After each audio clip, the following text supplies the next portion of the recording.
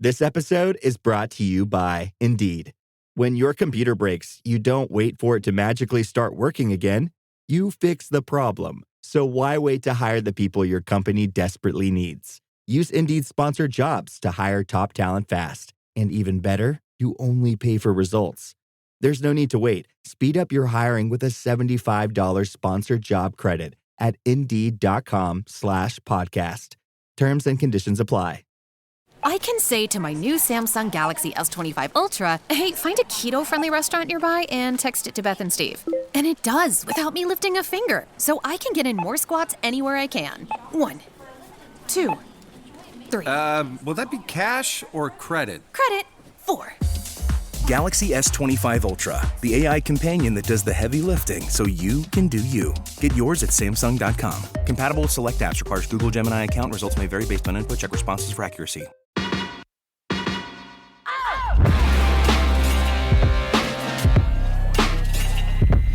Hello and welcome to The Price of Music, the show that looks at the money behind the music industry with me, Steve Lamack, and Music Allies Head of Insight, Stuart Dredge. I've had a reasonably quiet week this week, trying to recover after South by Southwest. While obviously at the same time getting ready. I'm off to the Six Music Festival later this week and then on to Skegness on Saturday to DJ at the Shine On 10th anniversary weekend, which will be vaguely messy, I imagine. How about you, Stuart? How's life in the fast lane of music news? Yeah, it's okay. It's been one of those crazy weeks, really. But yeah, do you know what I realised last week? I haven't got any concert tickets lined up. Oh, no. And so I've been remedying that. So we're going to see Supergrass.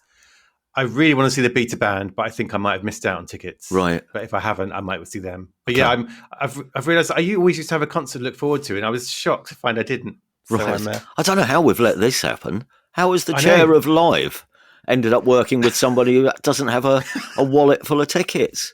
I do now. Good. Don't sack me. Don't let it happen again, young man.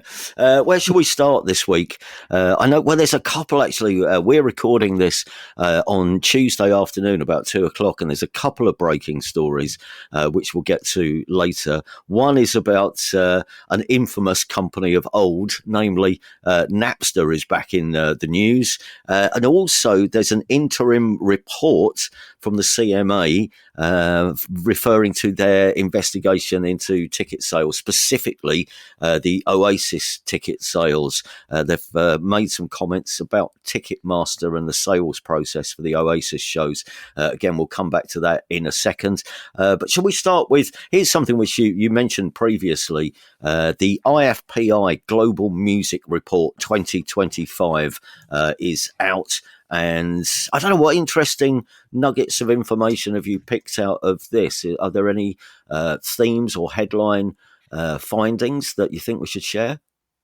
Yeah, I could start with a big number if you like. Yeah, always start with the big number. Actually, no, two big numbers. Okay, so one big number is if you want to buy this report that the IFPI does, so it's the global labels body. If you want to buy this report, it costs $16,500. Oh, is that what? I mean, we mentioned this last year when it was some obscene. Has it gone up?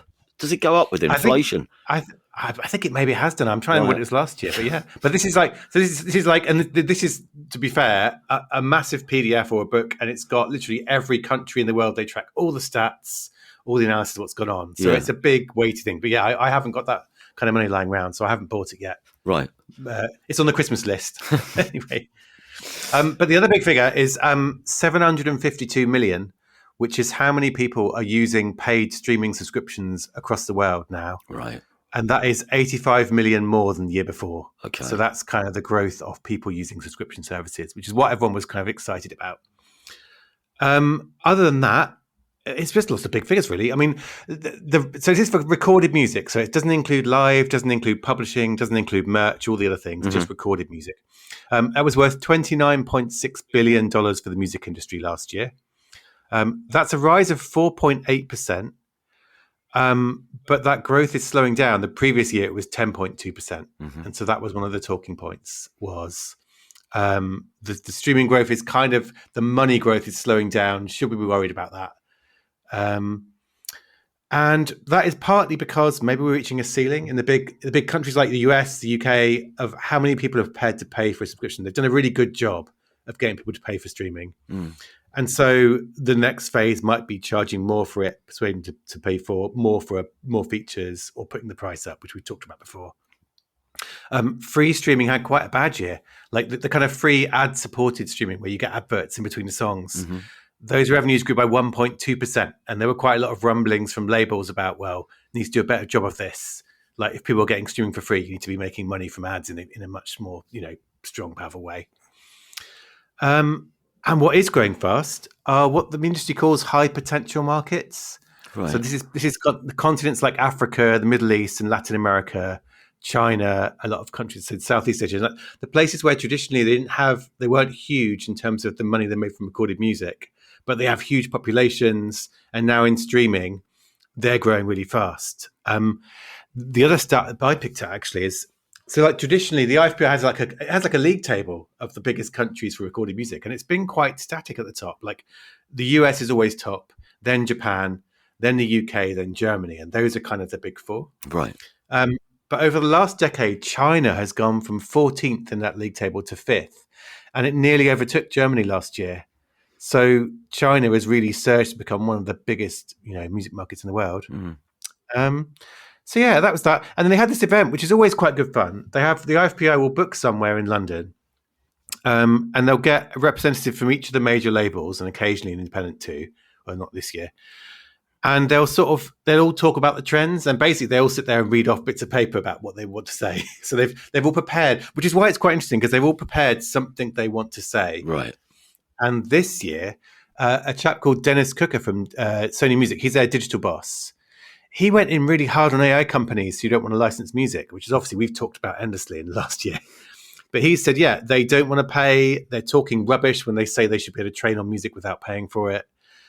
He even said he reckons they might be competing unfairly with Spotify and YouTube Music and Apple Music in the future, which kind of, I don't know what you think about this, but it made me stop and think, hang on a minute, I'm not sure. I think people will listen to AI music, but I'm not sure you would stop listening to Spotify and all your favorite artists there because there's AI music over here that's been trained on stuff without permission. But he seemed to be saying that that's one of the label's worries, that this stuff will compete with human artists, but if it doesn't have to pay, then it's an unfair contest. That's interesting, isn't it? Well, would they? So, is the point that they may stop paying for a Spotify subscription and move across to just listening to music which has been made up by AI? Is that? Well, that's the thing that made me go. That made me think that's not going to happen. But I think what he was saying is these will in some way compete with services like Spotify, and it's not fair if they have to do that without paying any money for the music they're training on. So I kind of got the point, but it was interesting because I separately, a colleague the other day was browsing around one of these services, one of the ones that's being sued, and he was saying the quality has improved to the point now where it's kind of like he described it as something like commercial radio filler tracks. Yeah, well, I mean, there are openings, aren't there? But it's whether it'll have a financial impact.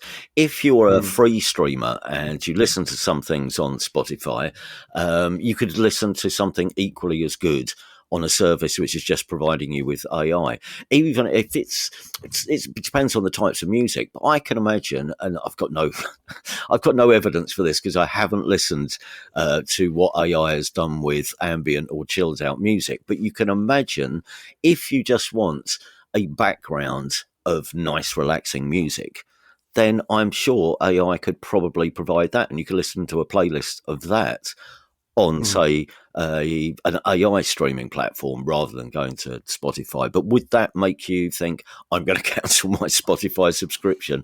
I'm not sure it would. So it's I can see the rise of it being popular, and I can see parts of people's listening habits which might be affected, but I don't know if there's a financial impact at the end. But if Sony are worried about it, I mean, I hope they're genuinely worried rather than sort of trying to catastrophize things to make us all turn on AI. But if they are genuinely worried about it, maybe they know more than we do or have an instinct for it. Yeah, I mean, the other thing, actually, on this panel, there was also someone called Cassandra Strauss, who's from Universal Music on their AI team. And she was talking about the positive stuff. And she was saying, actually, there are AI companies out there who want to come and do licensing deals, who want to partner with music. And so there was a positive aspect to this panel. And Dennis from Sony said that as well. Like there are good eggs out there they want to work with. And so that was the kind of, it was the same old thing, really. I think the labels are kind of leaning into the people who want to work with them. And they're really keen for regulators, governments to kind of crack down the ones who aren't. So yeah, but otherwise it was kind of a, things are still growing. And like I remember when there was that decade, 15 years when like revenues were going down every year, and everyone was going, "Oh my God, piracy is killing the industry. Everything's terrible." Now they're sort of sitting there going, "Right, growth is slowing down a bit. What do we need to do to then drive it to the next level?" Which I think is it falls under like a good challenge to have compared to the days when everything was falling on your head. So it was good. Like there's the slowdown is one of the headlines that came out of it, but I think people are grappling with that challenge rather than moping as they were, a decade ago. Talking of growth and emerging markets, the Afrobeats boom has meant that Nigerian artists have seen a big increase in revenue from Spotify in 2024. How big? Yeah, 132%. Well, that's big. Yeah, big. So this is what Spotify does is they release their big loud and clear update, which we talked about last week. And then they go around the world basically talking to journalists in individual countries saying, here are the stats for this country.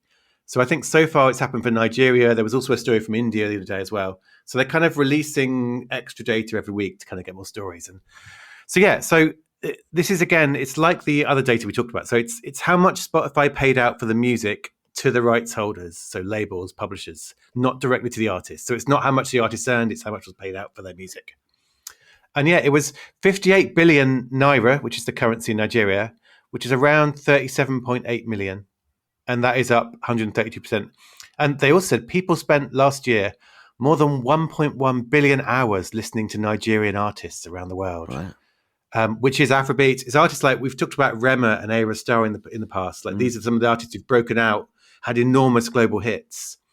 But the other thing here is this is Spotify almost staking its claim, or its role in that, and saying, look, we are one of the big platforms that's making this happen, which is true.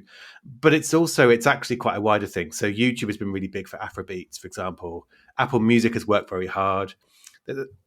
So it's not just a Spotify thing, it's across the board. But yeah, if you're an artist in Nigeria now, and actually, I was talking to somebody and listening actually to someone at this IFPI event from Mavin Records, which is the big Afrobeats label, now owned by UMG. And the guy from there was saying, this is really exciting because this success means there's more investment. People are going to come, more music companies will come to Nigeria, more streaming services will invest in it.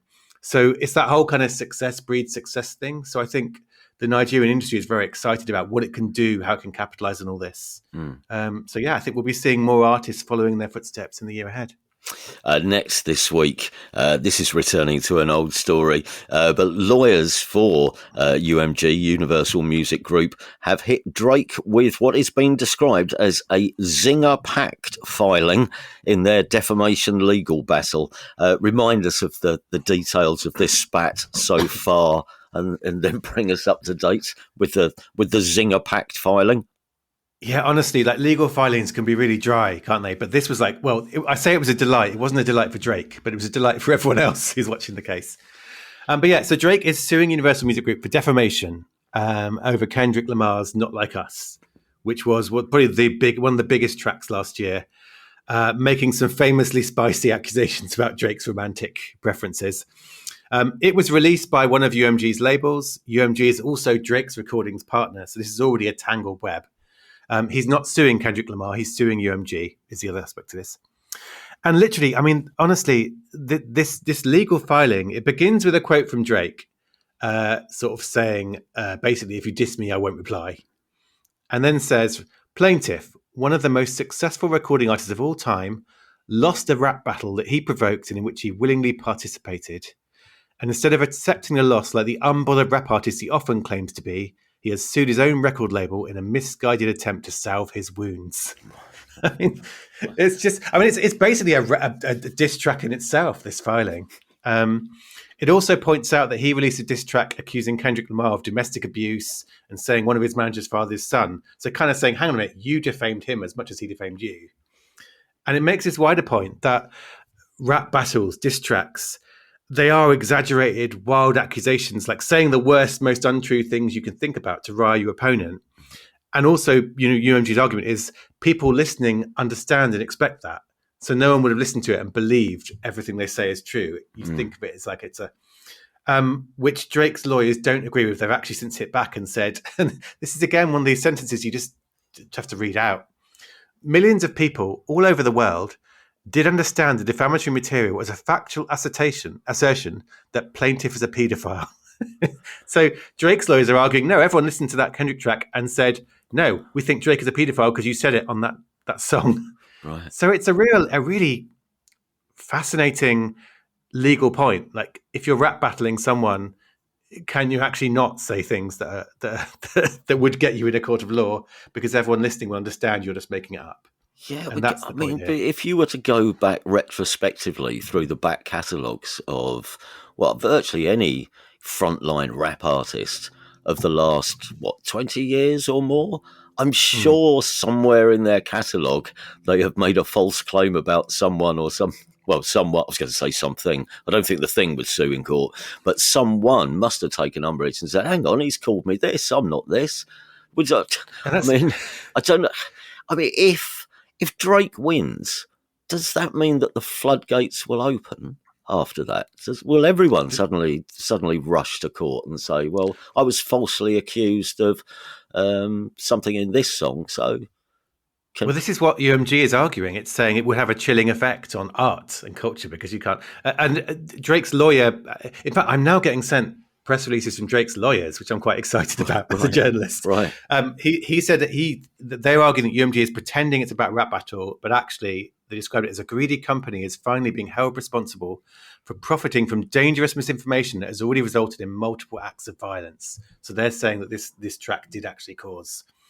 So, I mean, the other point here, I mean, it is marvelously entertaining as an outsider watching someone, a legal filing, just lay into it, an artist who, but it does make you think, whatever happens here, whether the case is settled, whether Drake wins, this relationship, it feels like all the bridges are being blown up between Drake and Universal Music Group, which then begs the question, what will Drake do next if he's not working with them? Because he could go independent, he could sign with a rival major.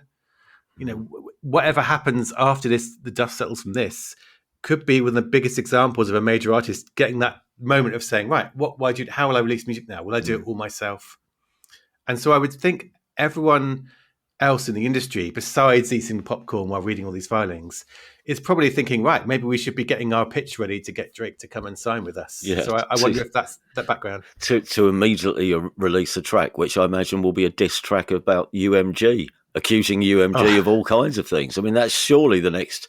That must be the first single after leaving the label. Would be. I mean, true. I mean, although having seen how spicy UMG's lawyers are in this filing, I maybe wouldn't pick a fight. I wouldn't pick a rap battle with them because you don't want to lose again. But yeah, I mean, it's a really like it's honestly it's funny and amusing and entertaining. But there is a very serious point here, which is about what can you claim and what can't you claim in a rap battle, right? And can you be hauled to court over it? And so if this does get to court, that's the point that's going to be, like you say, it could open the floodgates for all manner of other things in the future. Going back to something from earlier on, you were talking about, the streaming subscriptions are up, free streaming profits are down. Here's something it's something of an alternative to the way we stream music at the moment. And here's the question. There's a new thing. It's new to me, called Play Credits. And could this be a new way for people to pay to stream music? Can you explain Play Credits to us? Is it like you're in an amusement arcade? You put a $5 in and get loads of, those weird tokens that you can then use in the arcade games, but instead buying music. Is that anywhere close to it? Essentially, that is, yeah. And, you can go and whack a hammer on a thing and win a prize. Yeah, that's it, yeah. Yeah, it kind of is, actually, yeah. I mean, so this comes from a guy called Mark Mulligan, who is the MD of Media Research. So he's one of the most respected kind of analysts and consultants in the music industry. And what I like, he's a very nice man as well. But what I like about him is he enjoys putting theories out there about, well, this is how things could change. This is a new idea.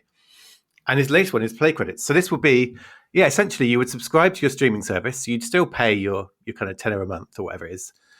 And then for your subscription, you get a certain number of credits. So I don't know, call it 1,000 credits for argument's sake. Yeah.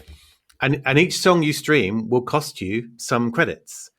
So the standard might be it costs 1 credit to stream a song. But he was saying, actually, if a label wants to promote a new song heavily, they could drop it to 0 credits and make it free. Mm-hmm. Or they could charge 10 credits if they think they can get away with that. So it would be under the control of the artist or the label to decide how many credits a song stream was worth. Oh. And he said he reckons it works. I mean, he said it works for stock photography libraries. This is how they work. It's also how a lot of AI services work. Actually, if you use something like, in fact, things like Suno and Udio, where you're creating AI music, you get a certain number of credits, and each time you create a track, it costs you 2 or 4 credits. And also Splice. So musicians who use Splice, you get credits there that you can use on samples, downloading samples. So this model does exist, but it has been tried in streaming music, but only by a few small startups, and it's never really caught fire. But that's maybe because those were tiny startups who didn't reach the point. So what Mark Mulligan is saying, maybe a big service should try it. But it would be a big change. I don't know would it appeal to you, like sort of having that thought of how many credits I've got, how much songs can I stream before I have to top up? Because you could top up as well. When you run out of credits, you could top up and buy some more. Yeah. So you wouldn't actually run out of music. When you think about super successful businesses that are selling through the roof, like Heinz or Mattel, you think about a great product, a cool brand, and brilliant marketing. But there's a secret. The business behind the business, making selling simple for them and buying simple for their customers. For millions of businesses, that business is Shopify. Upgrade your business and get the same checkout as Heinz and Mattel. Sign up for your $1 per month trial period at shopify.com/promo, all lowercase. Go to shopify.com/promo to upgrade your selling today. Shopify.com/promo. This episode is brought to you by Audi. The road is calling. Embrace the thrill of the drive with the all-new, fully electric Audi Q6 e-tron. Featuring effortless power, serious acceleration, and advanced Audi tech. It's not just a new EV, it's a new way to experience driving. The all-new, fully electric Audi Q6 e-tron is here. The next chapter of Audi starts now. Yeah, that's interesting, isn't it? I suppose one of the questions is it going to make, somewhere down the line, is it going to make artists richer? Is there going to be more money in the pot to pay to artists? Will there be more money going to record labels? The record labels who, as we said earlier, still want growth, still want to make even more money out of streaming. Will it create more revenue for everyone involved? That's the thing. Because if it will, then there will be people in the music industry who will back it, surely. Well, that's it. And it doesn't, it may not solve some of the problems there are. Like it wouldn't change the fact that the money would go to your rights holders. And if you've got a terrible label deal, you won't see much money. Yeah, of course. Yeah. But it would, I don't know, maybe you could tie this in with a system that involved the credits you spend on music, the money from that would go to those artists. To the actual artists, rather than going into a central fund and then being distributed. Yeah. But I'm just trying to imagine what would happen if Spotify tomorrow said, right, we're switching to play credits. People would be up in arms and it would be a big hoo-ha. So I wonder if it's something that someone new needs to try and prove can work before the big people would try it. Yeah. But I like the idea of it being kicked around. Like, I think it's a good idea that everyone is saying, right, how could things be different? And actually there is a startup we had a startups contest for Music Ally last year, and it was one of the finalists. And it's got a name that I think may make you grimace, because its name is Foreplay, Play, Plai. Yeah. Which I didn't want to say it. But they were talking, I think, about a pay-per-play type system. Maybe not the same as this, but this idea of you would pay for every play you have on a service. Right. So there are people thinking about it, and maybe that means that someone will try it and we'll find out if people like it. Talking of streaming, Napster, remember them? Napster, the old school file sharing service turned streaming operation, has been sold again. It has. So, like, I don't know how much you followed Napster since the heyday, the heyday of the file sharing. I barely sleep at night for wondering what's going on at Napster. Who owns Napster this week? That's it. Always at the front of my thoughts are Napster. I have not thought about them at all. Well, honestly, like it started off as a famous file sharing service, got sued by labels, shut down. Then it was owned by a company called Roxio, who was like a digital media company. Mm-hmm. Then it was owned by Best Buy, the US supermarket chain. Then it was bought by a virtual reality concert startup called Melody VR. And then most recently, 3 years ago, it got bought by this consortium of investors led by a couple of Web3 blockchain crypto firms. Now, I mean, you sort of look at that and go, it's been getting progressively more sort of amusing. And so today it's been bought by a company called Infinite Reality. It's paying $207 million for Napster. So, a decent price. And Infinite Reality, I had to go and look them up who they are. So it's a company that helps businesses build like 3D websites and virtual stores and AI assistants. So it's kind of metaverse AI in that space. It also owns big production studios. It owns a talent management agency. It owns esports teams. And it also owns the Drone Racing League, which is my favorite aspect of this. Hang on, there's a drone racing. I mean, just the idea of you can race drones.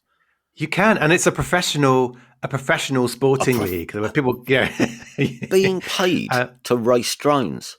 Yeah, I mean, I'm really going to be selling it short here, I'm sure. In my head, it's like Robot Wars, but with more jeopardy. Like people just flying drones around a track and crashing into each other. And then, but this company raised $3 billion funding round, $3 billion in January. Like it's got a lot of money and it's valued at $12.25 billion. So this is a big, highly valued tech company going, we've got a drone racing league, we've got esports teams, we've got all kind of metaverse business going on. And now we're going to buy Napster. And what do you think they'll do with Napster? Do you think they'll invest money in trying to reestablish its name? Yeah. So, I mean, Napster has been doing some kind of interesting stuff anyway. Like it's been doing virtual hangouts where you can go into a virtual room and hang out with an artist and, listen to their music. So it's going to carry on with that sort of thing. Like this idea of how can you go to virtual concerts and virtual listening parties online? They're going to be selling physical merch and ticketing, which is something that everyone is doing, streaming. They're going to cross-promote quite heavily. So if you are watching the Drone Racing League, I think you'll be seeing Napster's famous logo on some drones, perhaps, and with its esports teams. And they're basically saying they're going to kind of put some oomph behind it, which is quite good timing because earlier this year there were some reports actually that some labels and distributors were unhappy with Napster, saying that it'd been paying royalties late, and there was a Billboard story saying they were complaining about that and considering. So, if that was a money cash flow thing, I don't know details. Then now it's got this big backer behind it that should solve all that.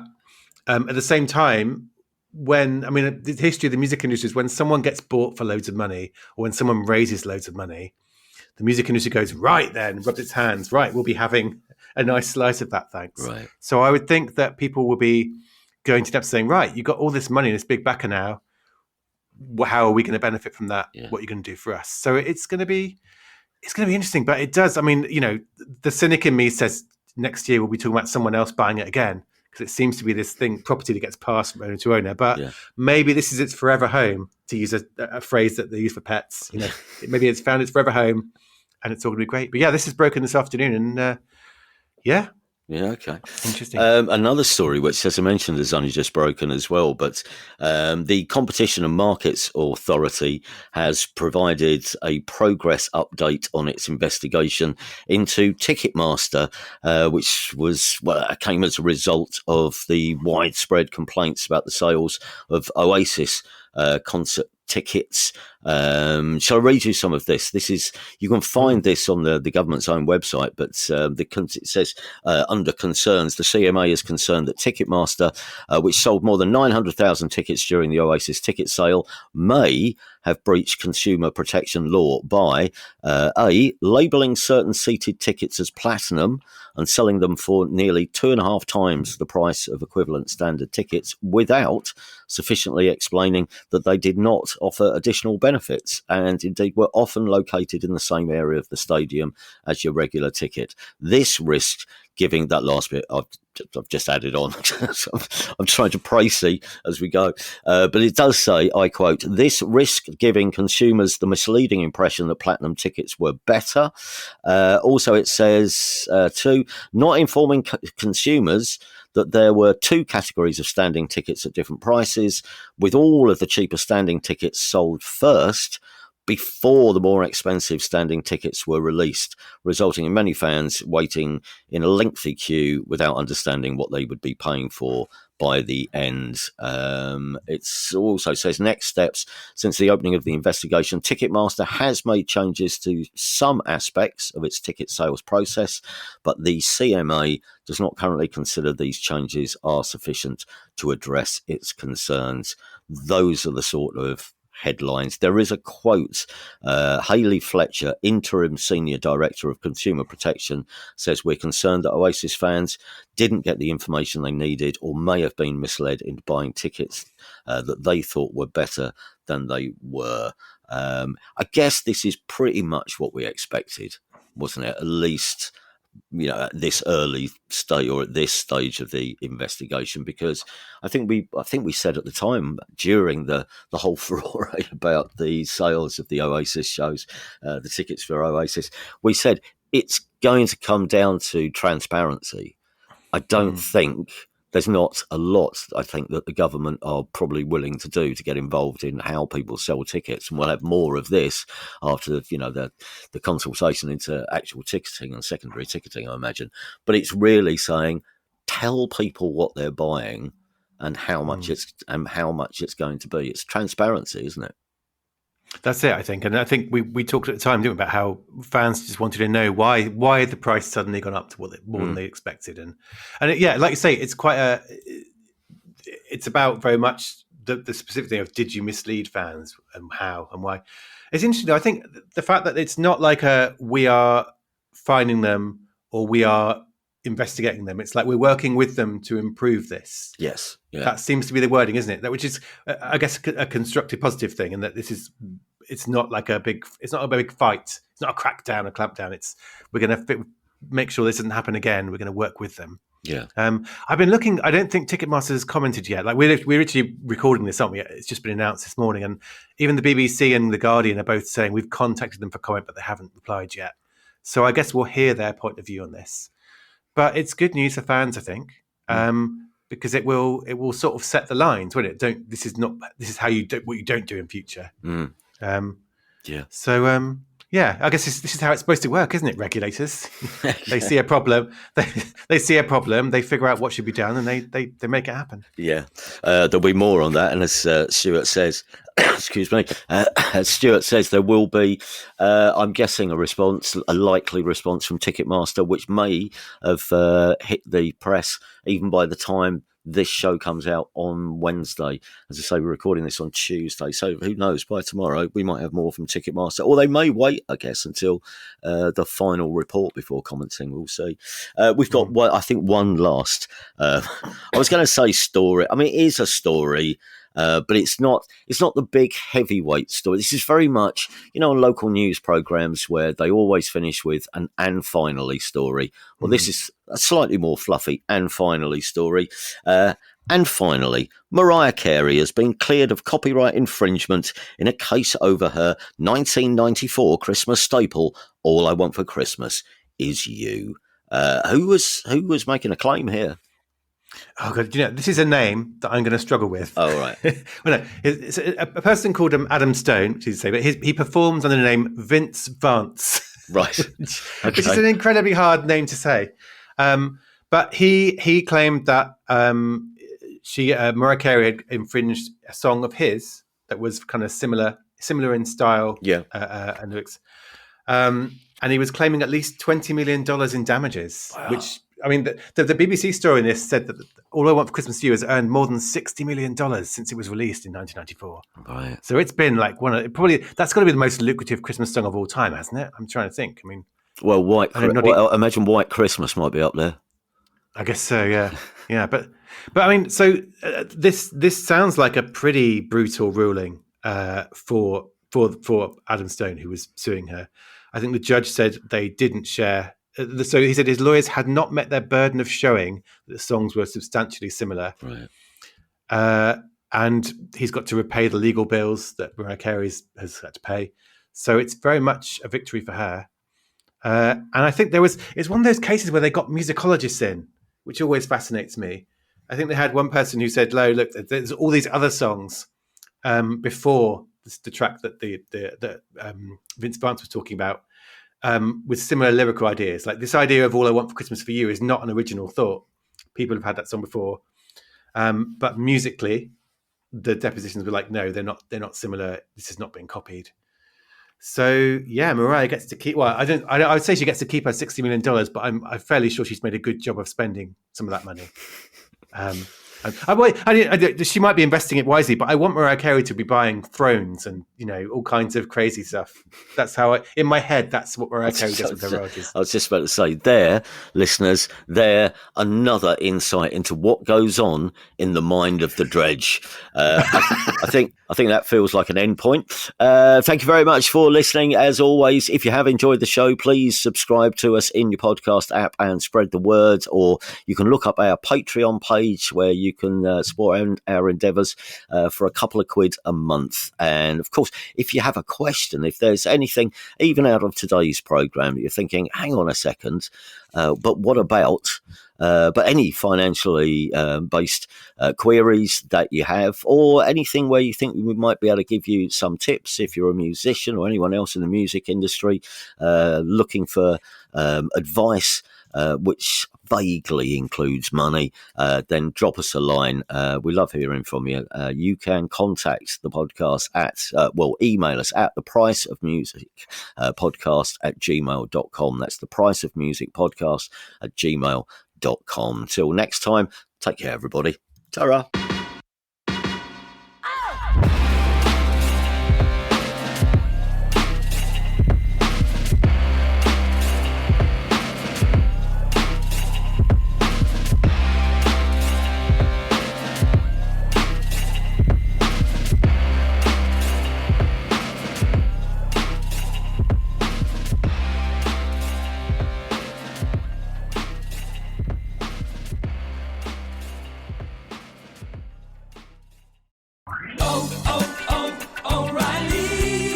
Engine light on? Take the guesswork out of your check engine light with O'Reilly Veriscan.